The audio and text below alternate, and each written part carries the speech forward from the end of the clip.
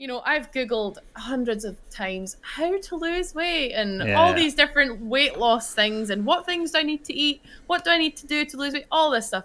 And I've always known how to do it and what to do. It's just a case of I just needed to get off my ass and do it. So, Hmm.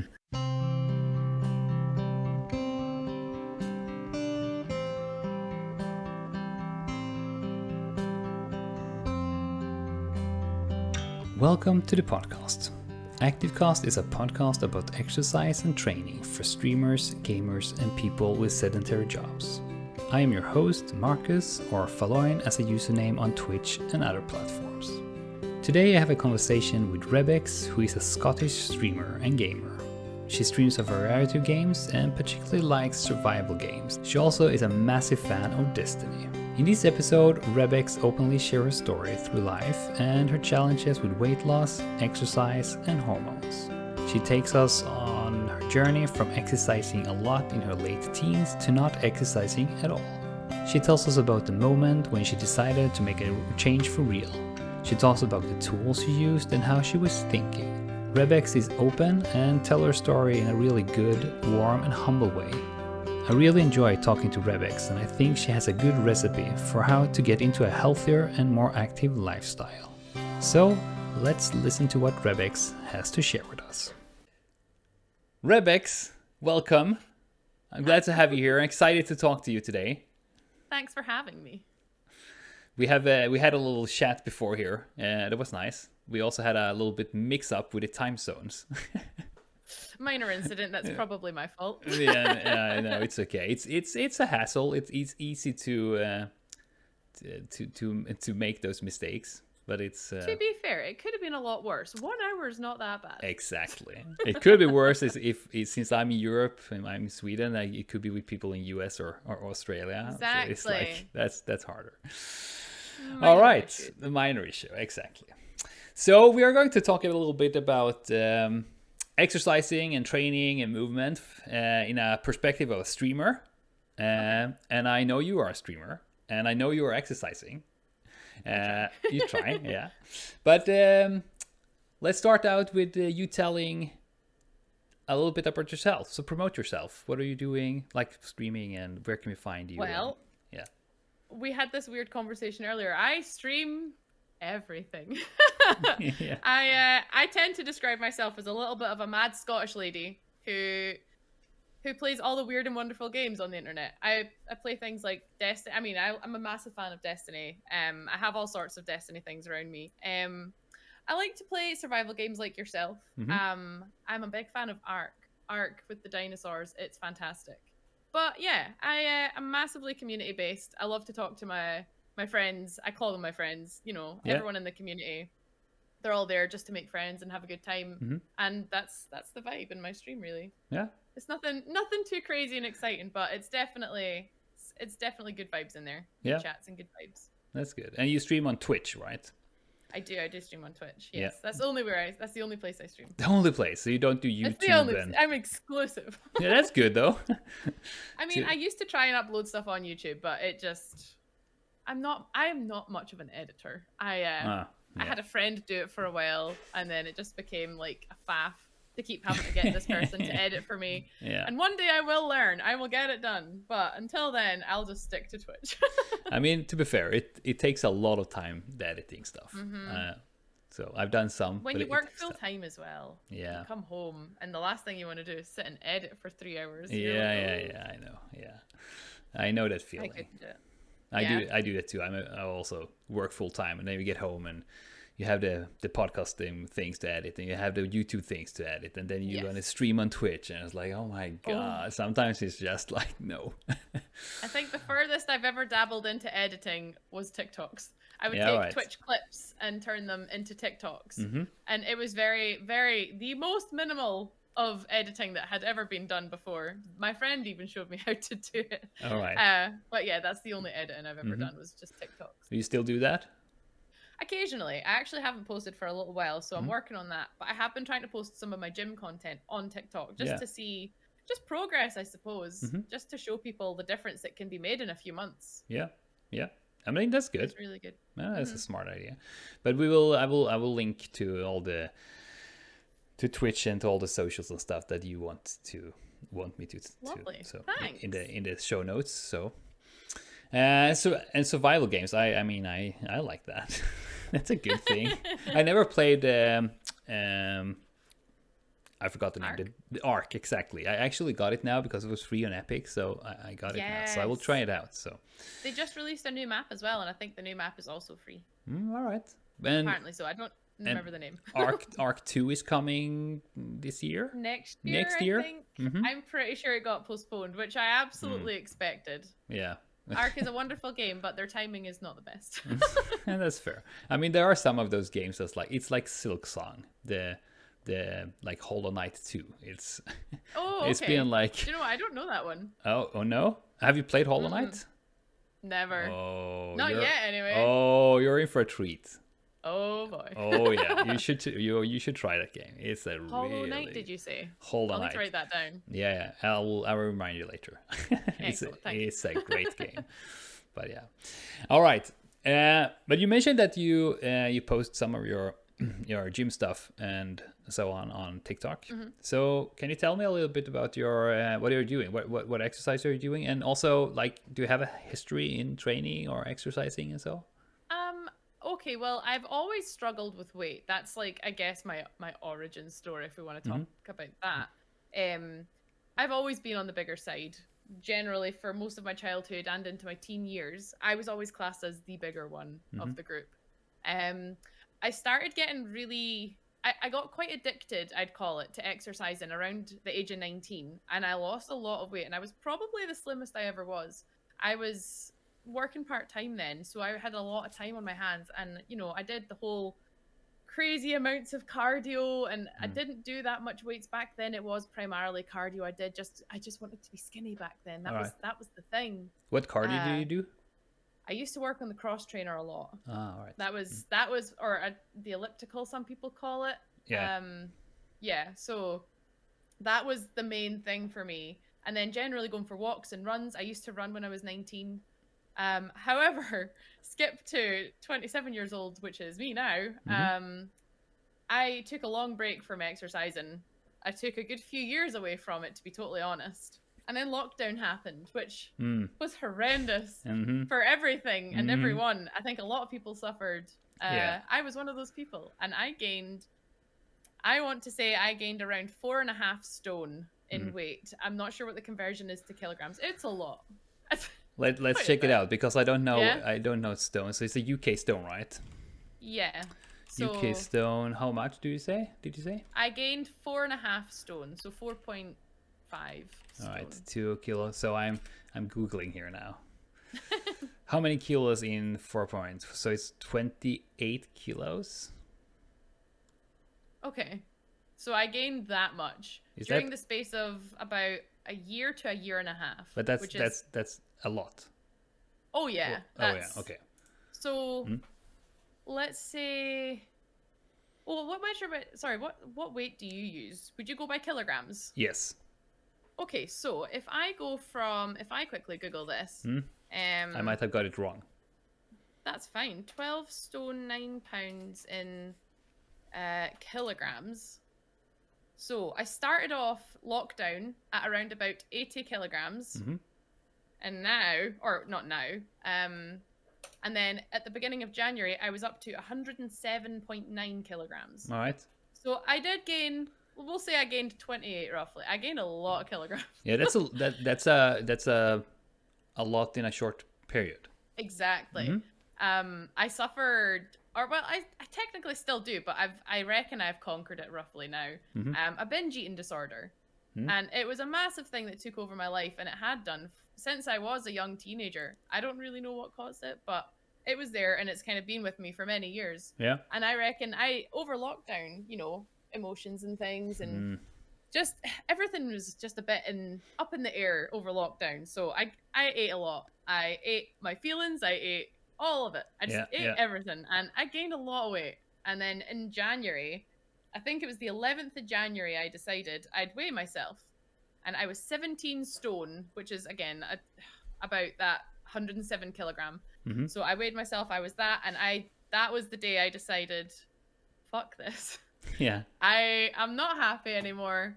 The world is starting to open up again, and I don't want to feel and look the way I do. And then I decided to make healthier changes to. I just want it to be healthy. I Yeah. want it to be happy. Mm-hmm. Rather than I don't want to be, twig thin like the other time that I'd attempted it when I was younger. This time I'm a bit more educated and I'm a bit more wise. So I thought I would just try and be a bit healthier and make some good life changes. Yeah. And that's why I started training. All right. I mean, lockdown was really rough for a lot of people, and I've heard it's more than two handful of people that have gained a lot of weight and also lost a lot of conditions and so on. I am one of these. I went from being able to run ultra marathons to not being able to run like 5K. Oh really? Yeah, because I got COVID and I was out for 2 months, so I lost everything. So it's been hard to build. Yeah, it is. And it's hard to build up. So I get what you're saying. So it's so hard to gain everything back, but it's so quick and easy to lose it. Yeah. When it comes to your muscle mass and your stamina. Yeah. Especially if you've had COVID too. Yeah. It takes a hard toll on your body. For sure. But you said 11th of January you stood in the scale and you were like, I don't want this anymore. I need to change this. What was that like? Because I figured that you have weighed yourself before, maybe, or was that like the first time in like a long time?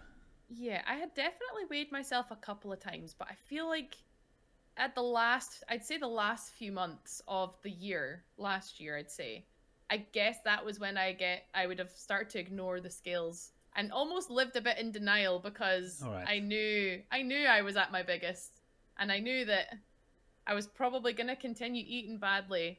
In November last year, I paid for a month of PT because I'd said back then, I was like, yep, that's it. I'm going to sort myself out. But you know what it's like if you're not in the headspace, if you're not 100% committed to it, it's just gonna fall. It's not gonna happen unless you're 100% into it. So that's what happened. I'd attempted to start in November and I failed and crumbled, and I just wasn't into it. And then I'd gained a little bit of weight again over Christmas time, and then at the beginning of January, or on the 11th of January, that was me. I was just committed 100%. That was me. But just all in this time. What changed in your mindset and in your... Do you know what? I don't even know. I also wonder, this is maybe more in like terms of women's health, but just before Christmas, I came off the pill. And I'd been on it for over a decade. The pill is very much filled with all these hormones that are pumped into you every day for a month. And being on that from the age of 15, I wondered if that maybe had some kind of mental effect on me and the way that I think and the way that I eat and the choices I make. And I don't know what it is, but since I've come off it, I have felt so clear. My mind's been clearer. My decisions I've made better decisions. I don't know. I don't know for sure 100%, but it was just like something just clicked. But when did you get off that, did you say? I came off it around about a week before Christmas, just last year. And then you didn't... A couple of months. All right. That's interesting. About 1 month, sorry. About 1 month after, that was when I really just, I don't know. It takes a while for it to kind of... It does. Come out of your system, I suppose. Yeah, the hormones, it takes a while until the hormones get out of the body, for sure. That's wild. I know, I've heard that before, that when women get off the pill, it takes like 1-2 months, and then they feel like another person, which is... I do. I honestly feel like another woman. Like, I feel like I've changed so much in the last few months. And I do. A part of me does think to myself, it could be because I'm off the pill. And I'm like, if you're all natural, your body's just coming back into itself again, and your mind changes, and you don't realize that you're being pumped full of all these unnatural hormones, and they make a massive effect on you in the way you think. Yeah, for sure. They do. So I think that definitely played a big part. Yeah. I think it did. I could be wrong. I mean, I don't know, and you don't know because you haven't tried it out yet too much. But I mean, it's a fair assumption, I think, because research have shown a lot that the menstruation have a huge impact on training and performance. I mean, this is made in elite athletes, of course, but it's pretty obvious. And why shouldn't that hold true for all people, or all women? And exactly.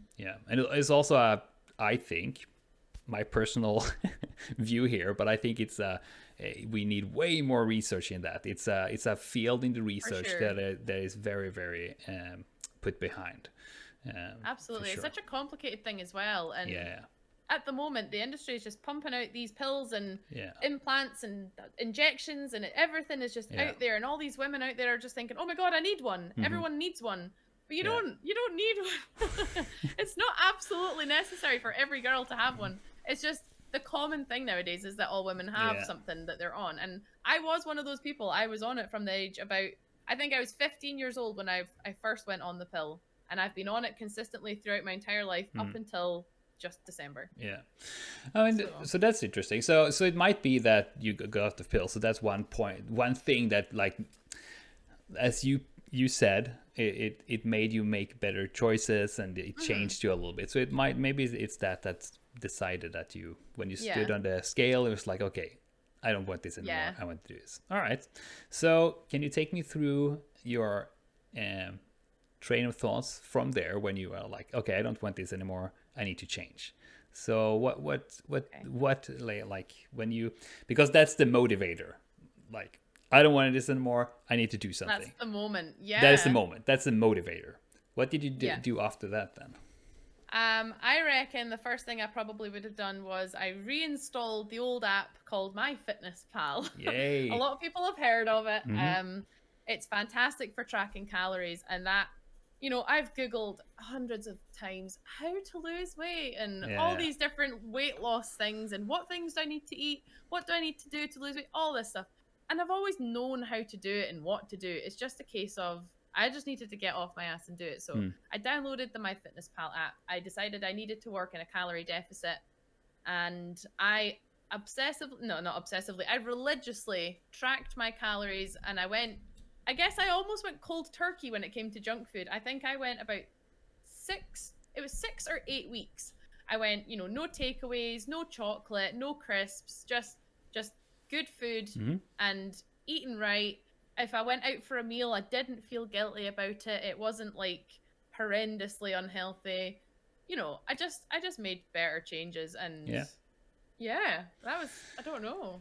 So I will link to MyFitnessPal. I will link to that so people can find it. And it's helped me so much, to be fair. Yeah, that's good. And I mean you need to get off your ass, and you and 100% of everyone, like 100% of people.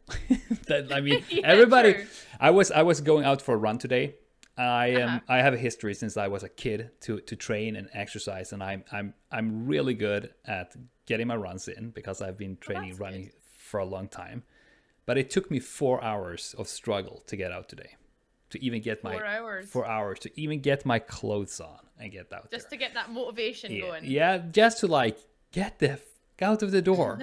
It's like, and I tried every tool I have in my toolbox, and it was so hard today. I told you before, I had a hard day today. It's like it was so hard. So even if you're like used to exercising and training, it can be hard. It's okay, but you need to get your ass off. Like, what do you do to motivate yourself in this instance, or it took you so long to get out? Yeah. What is it that you're doing to try and help? Right, come on, let's go. What is it you're having to motivate yourself by doing? Yeah, so I don't believe in motivators. I don't believe in motivation. I think that when you stood on the scale and you were like, I don't want this anymore, I need to change. That's your motivator. Then you're motivated. Yes. That's why I ask you what you are thinking after, because that's where the work starts. And that's not about motivation. That is about relentlessness and just like put it in there. And it's just to change your mindsets and hard work. And so, I mean, I know now that I don't have a true goal. this is what I'm going to ask you later on. But I don't have a true goal, which makes it way harder for me. But I'm starting to form a goal in my head. And then I was I'm on like, the same boat as you. yeah. And then I was like, okay, I know I need to do this. So just get your clothes on, get out there. So it's like, I know how to push myself because I've done it so many times before. Yeah. So I always find if I'm struggling with the thought, I think Monday would be a fine example. I was working all day on Monday and I knew I had a busy week ahead of me in terms of social plans. And I thought Monday night is the only time this week or at the start of the week that I'm going to have to go to the gym. And I'm sitting at work thinking, I cannot be bothered. I do not want to go. I want to go home and be lazy because I have such little amount of time. I want to go play video games. Yeah. So I almost I talk myself into it. And what I do is in my Discord, I have a section in my Discord that we use for health and fitness, and we try to motivate each other and keep each other. No, sorry, maybe not motivate. We were trying to encourage each other to make the better decisions. And I'll make sure if I'm not wanting to go, I'll just type in my Discord, okay, I'm going to the gym tonight. Because if I write in there that I'm going, I have to go. I've told myself and I've told the Discord, I'm like, I can't not go now. I've committed to this. I'm bloody going. So that's what I do. As soon as I get home, I quickly get changed. I'm thinking, oh my God, I have to go. I've told everyone I'm going. So it's almost like I trip myself into it. I'm not getting a choice. I'm going. Yeah. Well, in episode 2, I interviewed a streamer called 2D Kiri, and she has that also in her Discord. She has a motivation exercise channel there, and she does the same thing. And I mean that's all about accountability, like what you just described. If I write it there, I need to do it, and I think that's it's a very, very, very strong tool to use for yourself if you have a hard time to get out there, for sure. Yeah. Sometimes I would do it just on my own anyway, and I wouldn't need that push. But on days like that where I know I should go, I know in myself that I should go, and I'm contemplating not doing it, that's when I'm thinking, right, pull out the big guns, just tell everyone you're going, and you have to go. Yeah. I mean, it's really good. I use that too. I use that for like also my Discord and my friends and family and so on. So for sure, it's a really good one. All right. It works. It does. Yeah, exactly. All right. So you downloaded the MyFitnessPal and you did the calculations there, what you needed to do, and then you cut. I think that's very brave and very well done of you to just cold turkey just get out of junk food, because that's a hard one. When I coach people, I've done for a long time, and I never touch that like that. I'm like, you have to cut down on it, but I never tell them to go cold turkey because it's hard. I always said to myself I would never cut it out completely, but I think because I know some people would say, you can have, let's say, like one of my trigger foods, we'll call it, let's say a chocolate trifle. I loved the chocolate trifle back then. I used to eat them a lot. Their serving was 4 people. I'd eat them for just me. Yeah. And let's say someone says, okay, yeah, but you can still have that trifle. You just need to eat less of it. Yeah. But for someone who has a binge eating disorder, that is quite literally impossible. And that's harder for me. It's harder for me to eat some of it and leave it than it is to just leave it completely. I would rather just not have it near me. If it's out of sight, out of mind, and I think as well, again, with going back to the whole pill thing, I don't know if that had a part to play, but I honestly, for that 6 weeks, didn't crave it. I somehow find the 6 weeks so simple, and I just followed. I had the foods in my house. I had the healthy foods. I had the salads. I had anything that I needed in the house that was healthy. And I think that was that was the biggest thing for me, was I didn't buy the junk food. I tried not to think about the junk food, and I was so busy doing other stuff that I honestly I didn't even crave it, which was amazing for me, because I always craved stuff before. I'd get the shakes if I didn't get chocolate often enough. I was very, very bad. I was in a bad way. Yeah. I feel like I've definitely turned over a new leaf on that.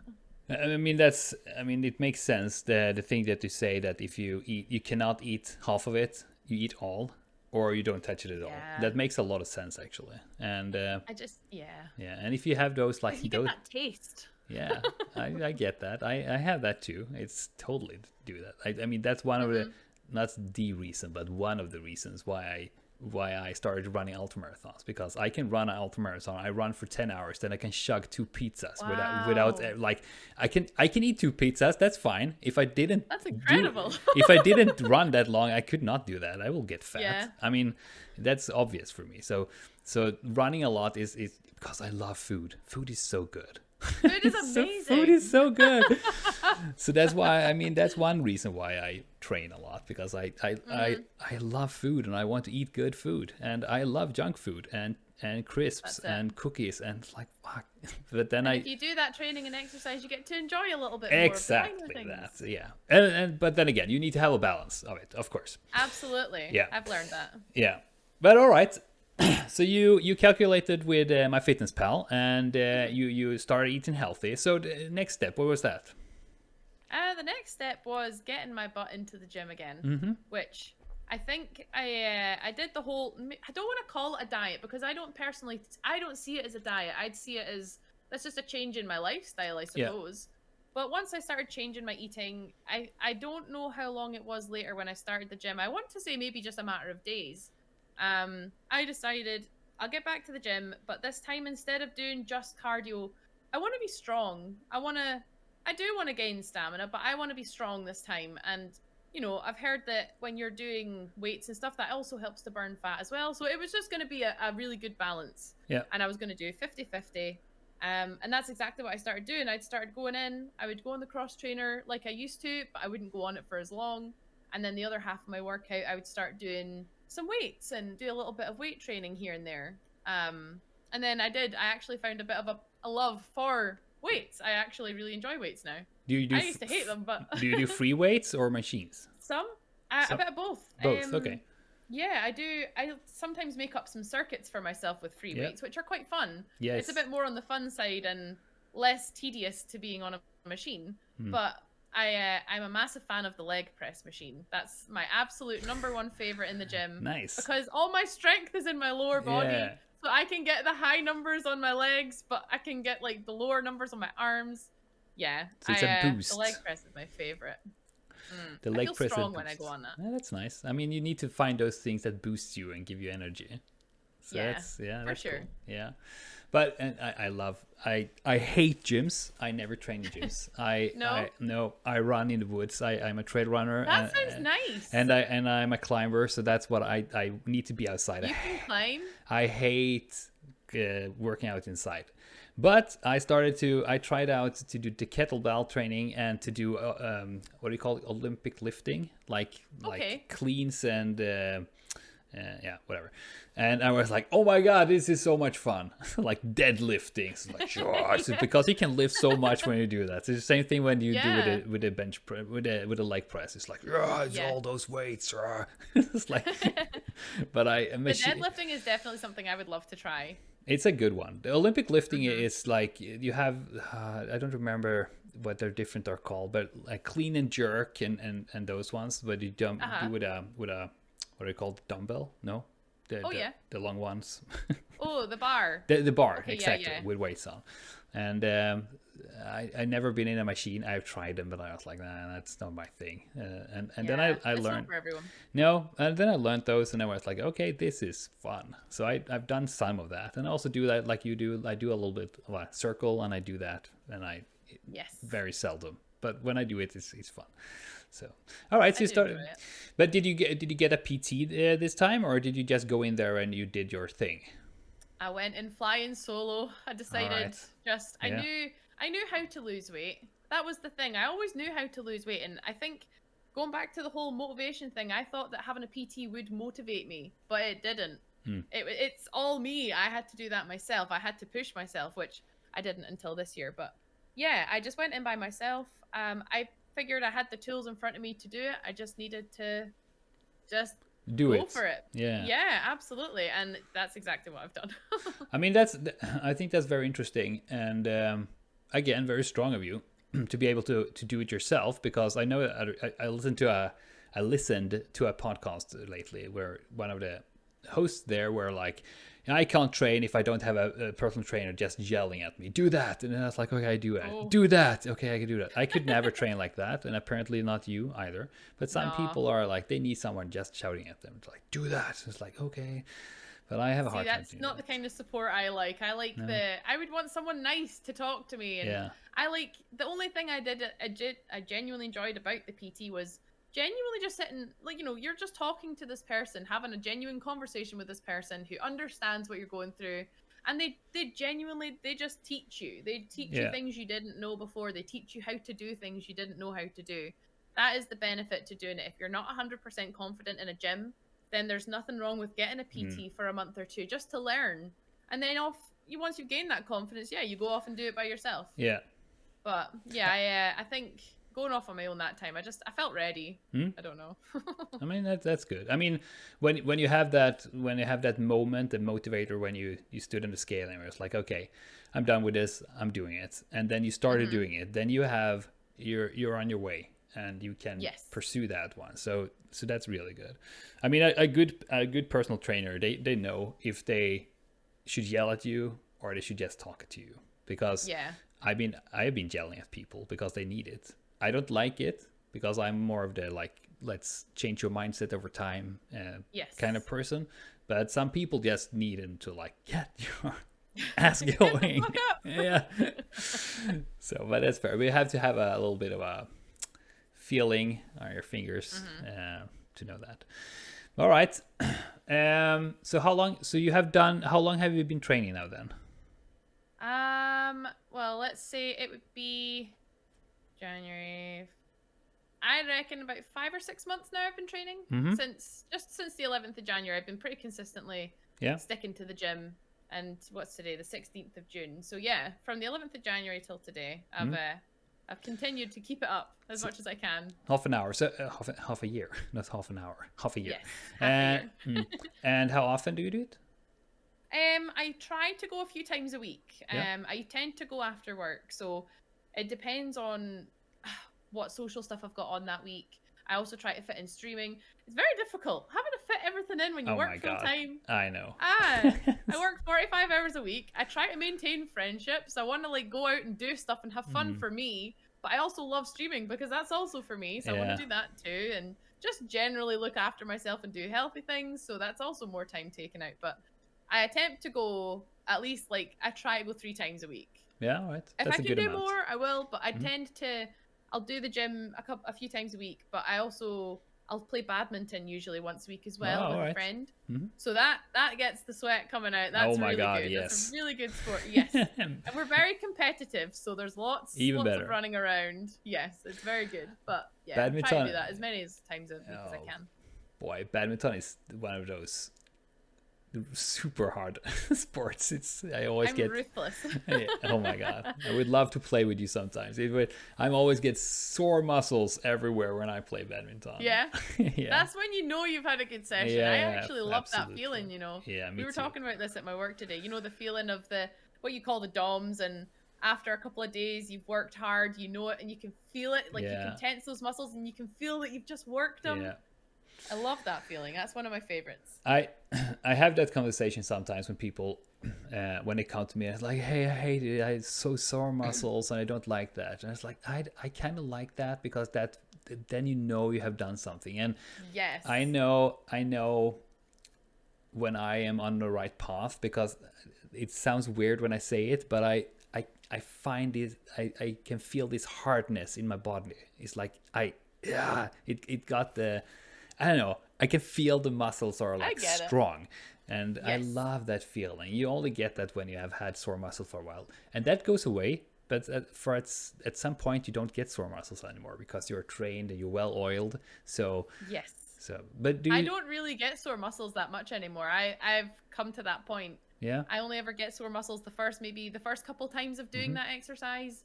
And, you know, ever since, I'm pretty good for not getting sore muscles unless if I'm pushing for PBs, sometimes I'll get a little bit sore, but generally I'm pretty good for not getting any pain. Yeah, that's good. I mean, sore muscles means that you have done too much. So it's not a good thing per se, but it's also when you start training, everything is too much for you.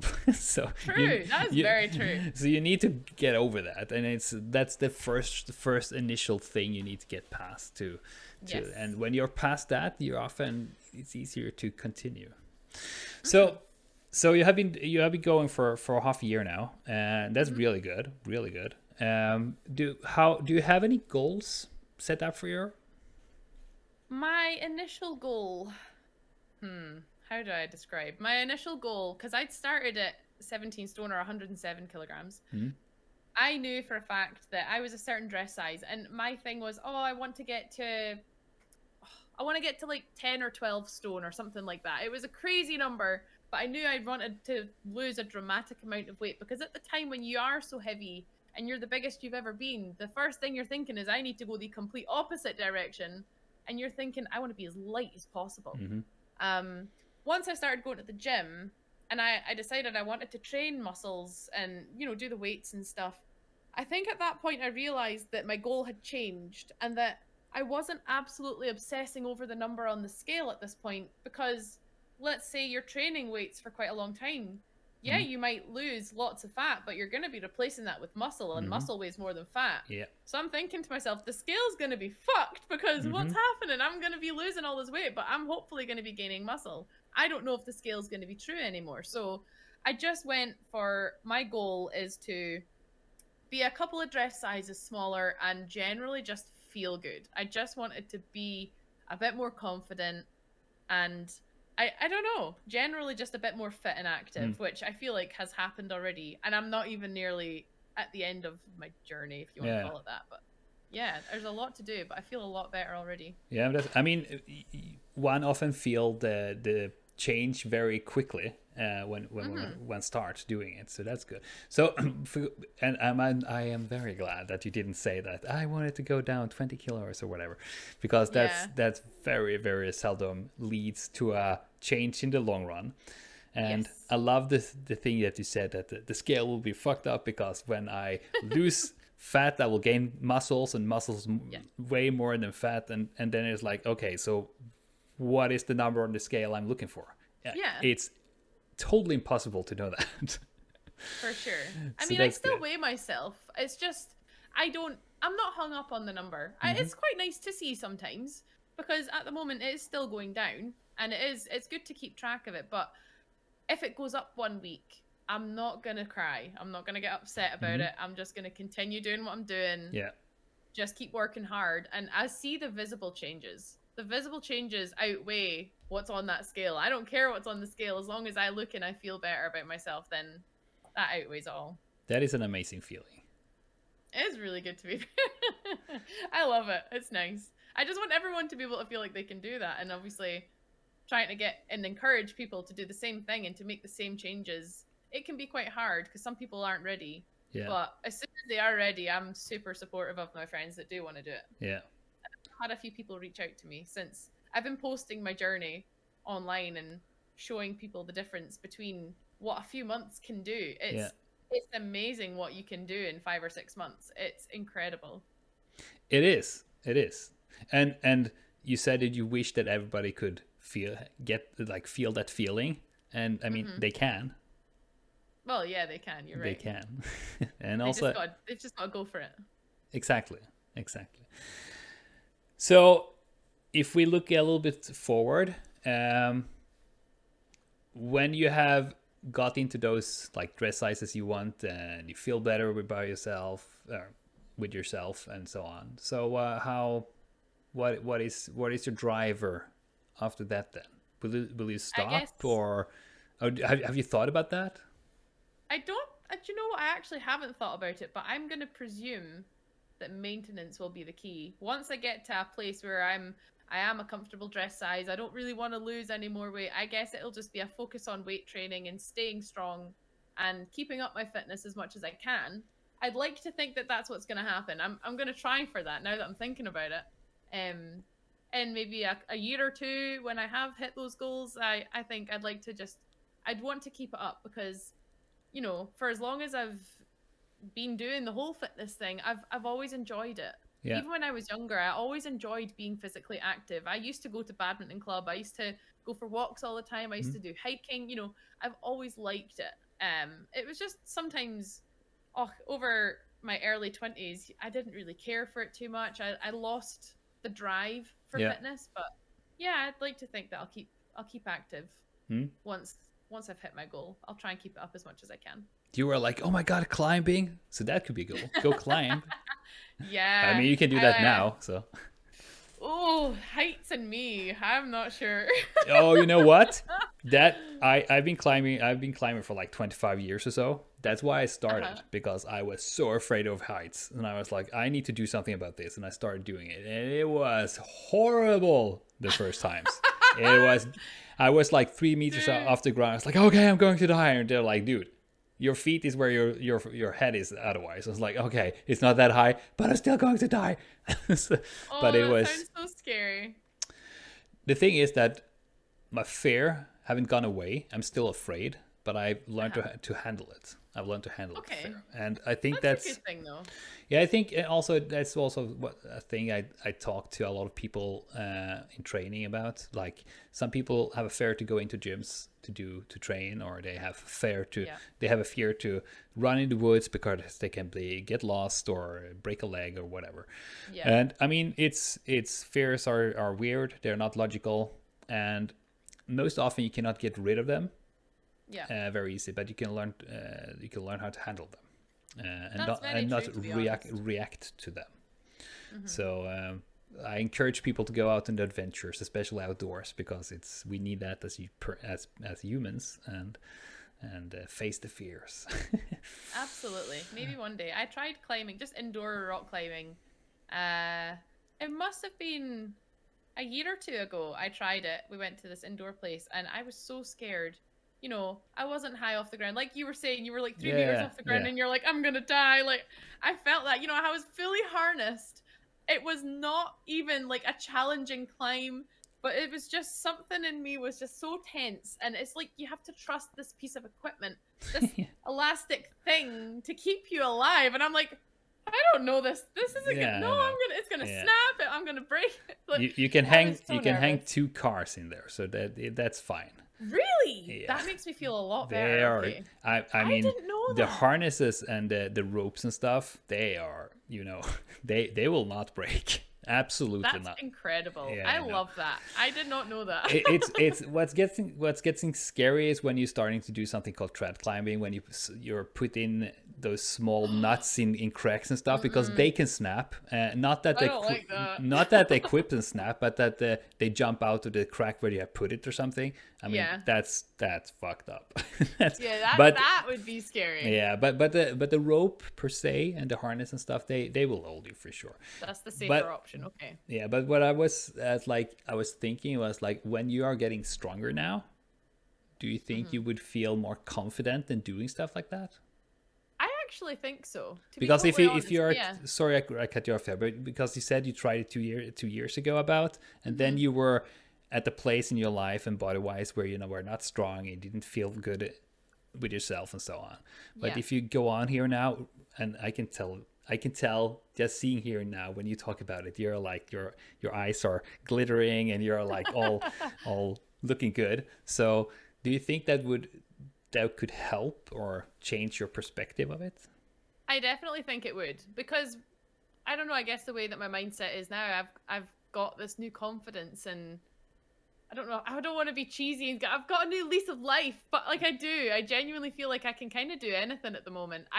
I'm gonna have to test this theory. I'm gonna have to see. I will let you know when I go rock climbing again, and I will tell you how I get on. Yeah, we'll do another interview. Yeah, for sure. But yeah, I definitely think it has affected my confidence in a good way. I think I would definitely be up for doing a lot more now that I feel better mentally and physically. I think it makes all the change. It's good. You can see that in a lot of people when they start training and getting into the routine, doing it and feeling better with themselves and feeling stronger. They also feel stronger mentally. And I can tell that you're feeling strong mentally now when you talk about it. It's pretty obvious when I talk to you. So that's nice. I do. Yeah, it's really very good. Nice, to be honest. I'm trying to figure out in my mind just now what I've lost in terms of since I started. I want to quickly Google Mm-hmm. because my weight conversion is not the best. 2 stone. Oh my god, the conversions about like miles and kilometers and gallons and it's like time zones. Oh wait a minute, 2.5. So I've lost 15 kilograms, 15.8 kilograms since I started. Whoa, that's fast. Yeah, that's the other weird thing. It's come off very quickly. Mm-hmm. A few people have said that's like a lot in Mm-hmm. a small period of time. But I mean, I guess I put it on in a really Yeah, small period of time. So yeah. I guess, I don't know, everyone's body's different, but I've managed that in that 5 or 6 months. Yeah. So, I mean, but that's again, good. that's just the scaled number. It could be more. I will never know. No, But and that's the number. it's also interesting because you did not focus on the weight loss. You focused on Mm-hmm. getting into training and getting into a healthy eating and so on, and it resulted in a weight loss, which it's For sure. most often the case when you do that. You have to change your lifestyle and so on. Yeah. But before you said, you mentioned when you go in and do your PBs and so, you can get sore muscles. Yes. So do you usually aim for PBs, or do you have any goals with that, or?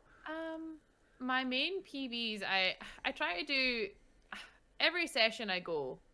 If I have the energy level, I'll say to myself, right, let's do this. Let's just see if we can smash it out the park today. Let's see if I can beat my personal best. Mm-hmm. And a lot of the times I can. I like to push myself. I love a challenge, a physical challenge. I am all about it. My goal one day is to be able to do one pull-up unassisted. Yeah. And a press-up. I can't do a press-up either. I can only do them on my knees. I can't do the full shebang. One day I'm going to gain that the strength and I'm going to do it. But for PBs, leg press is where I've gained the most in terms of my personal bests. Yeah. And core strength too, to be honest. Mm-hmm. But my most recent personal best was on the leg press machine, and I managed, I think, three reps of 205 kilograms. Ooh, that's a lot. Yeah. But I'm also, my brother, I have an older brother. I have 2 older brothers, but my oldest brother, he is a power lifter. That is his sport. Okay. Mm-hmm. He has also set a world record for his powerlifting. Whoa. All right. When I say he picks a sport and he excels at it, he is that person. Oh. He did it for tennis and then he did it for badminton. So he was a very slim, slender badminton player. And now he is the size of a house. He's a tank. He lifts everything that is super heavy and he's so strong. But he just picks a sport and he finds his passion and he goes for it. And I respect it. And I guess like he's also a good inspiration to look at when it comes to weights. Yeah. And getting those high numbers, because I know when you push hard enough you can do it. I mean, he's an example of that. Do you think do you think he have been an inspiration for you during this journey? A little bit, yeah. I definitely see him because he's consistent. He's a good role model, I'd say. He trains consistently 3 nights a week. He does his training, or maybe 3 or 4 nights a week.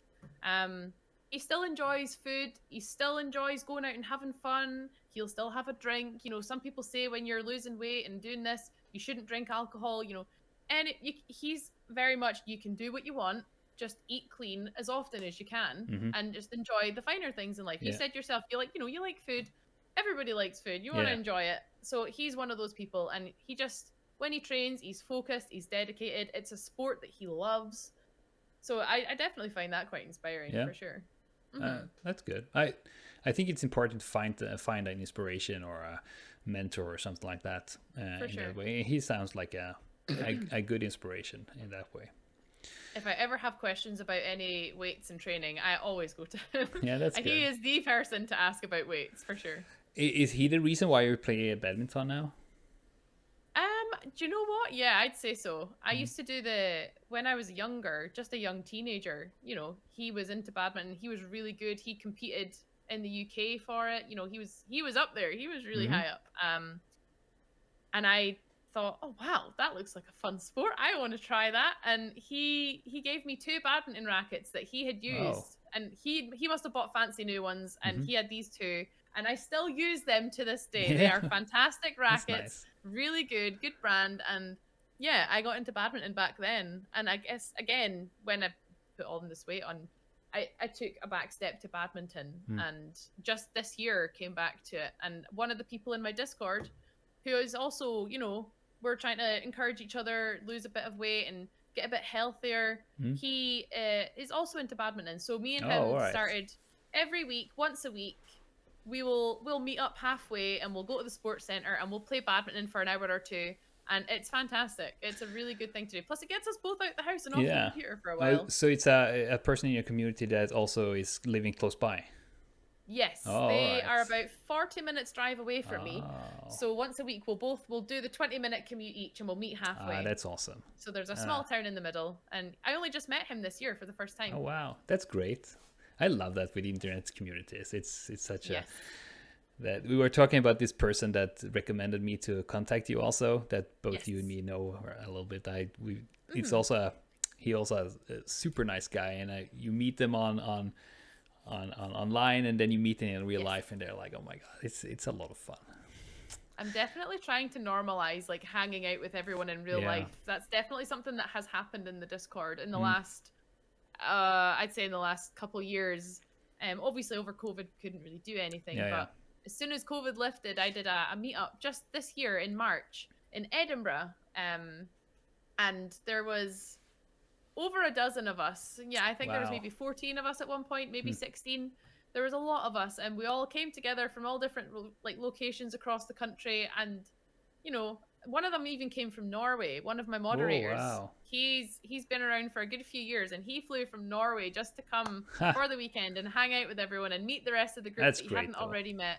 Yeah, it's fantastic. It's a really nice group of people, and I'm super lucky because they're all so supportive as well, and they encourage me when I'm at the gym and things. I was just about to say that. I think they encourage you, but I think you inspire and encourage them a lot.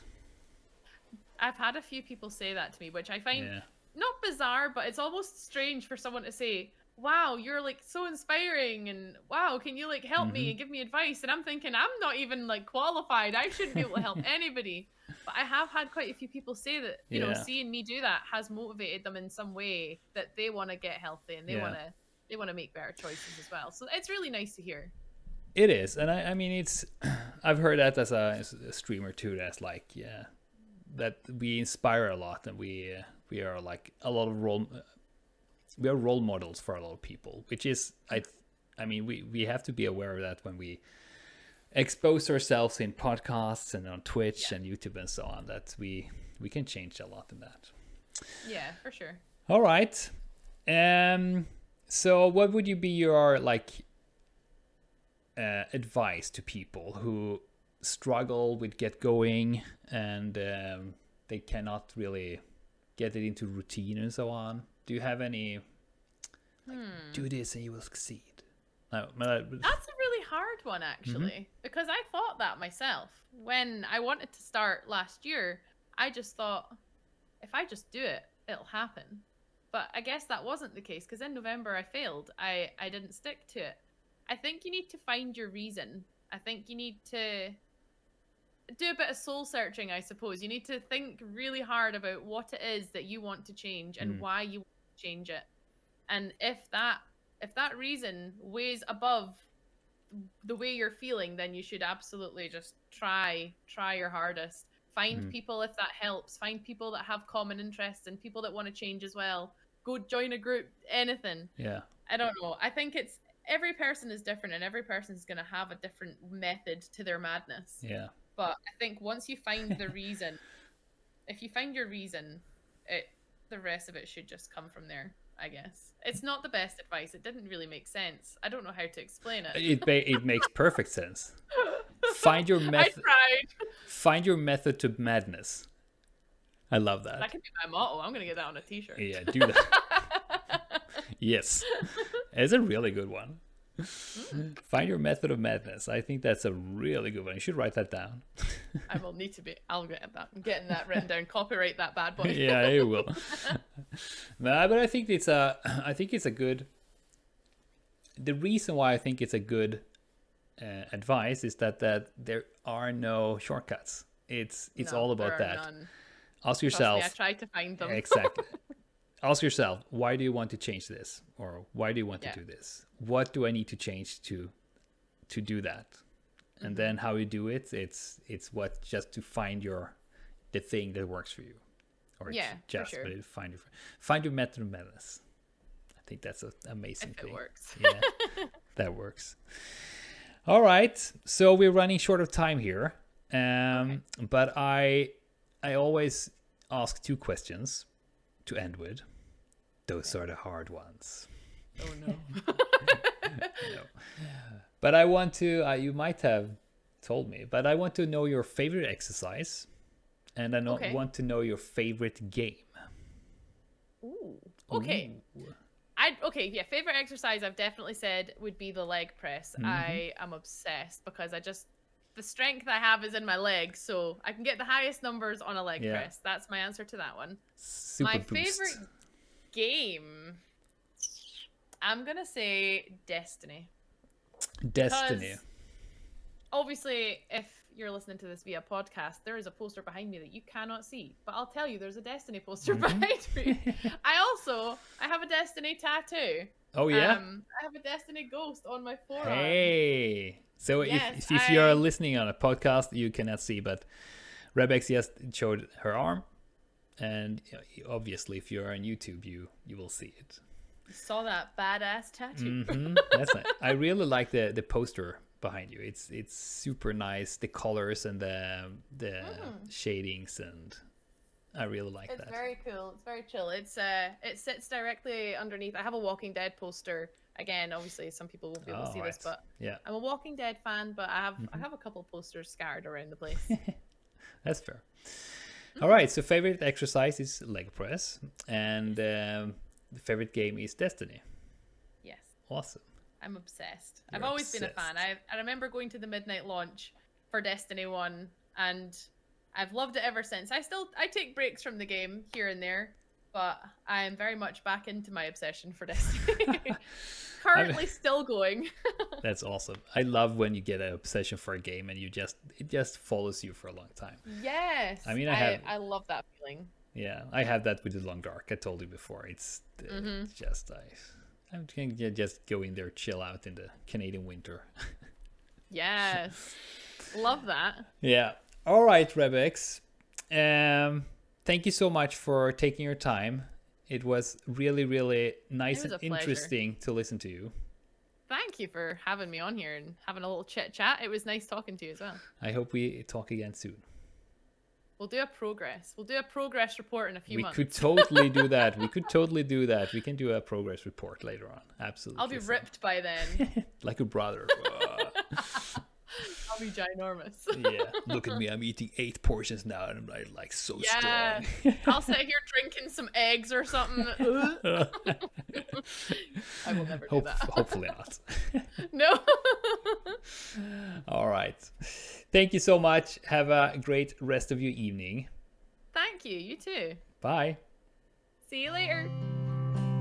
Thank you so much for listening to this episode of ActiveCast. If you want to know more about the topics we talked about, don't be shy to post a comment in our YouTube channel. You can also send your questions directly to ActiveCast through Twitter or mail to activecastpod@gmail.com. You find links and addresses in the show notes and in the description of the episode on YouTube. I would appreciate it a lot if you like, rate, and review the podcast wherever you listen to it. Also, you can subscribe and interact on YouTube. It helps the podcast a lot, and we will be able to reach a new and a wider audience. Thank you so much for listening, and I'll talk to you again in 2 weeks.